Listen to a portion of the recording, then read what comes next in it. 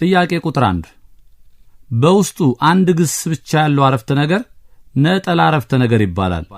ሀ እውነት፣ ለ ሐሰት። ተማሪዎች እውነት ብላችሁ ከመለሳችሁ ትክክል ናችሁ። ጥያቄ ቁጥር 2 በውስጡ ሁለትና ከዚያ በላይ ግስ የያዘ አረፍተ ነገር ምን ይባላል? ሀ ውስብስብ አረፍተ ነገር፣ ለ ነጠላ አረፍተ ነገር። ተማሪዎች ሐሌታው ሀ ውስብስብ አረፍተ ነገር ካላችሁ ትክክል ናችሁ። ጥያቄ ቁጥር 3 ኢትዮጵያዊው አትሌት አንደኛ ወጥቶ ተሸለመ። ይህ አረፍተ ነገር ምን አይነት አረፍተ ነገር ነው? ሀ ነጠላ፣ ለ ውስብስብ። ተማሪዎች መልሱ ለውስብስብ አረፍተ ነገር ነው ካላችሁ ትክክል ናችሁ። ጥያቄ ቁጥር 4 ተፈሪ እየሮጠ ተመልሶ ሄደ። የአረፍተ ነገሩ አይነት ምን ይባላል?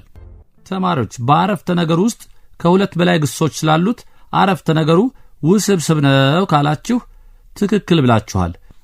ጥያቄ ቁጥር 5 እንግዶቹ ተመለሱ። በዚህ አረፍተ ነገር ውስጥ ስንት ግስ አለ? በአረፍተ ነገር ውስጥ ያለው ግስ ተመለሱ የሚለው ብቻ ነው።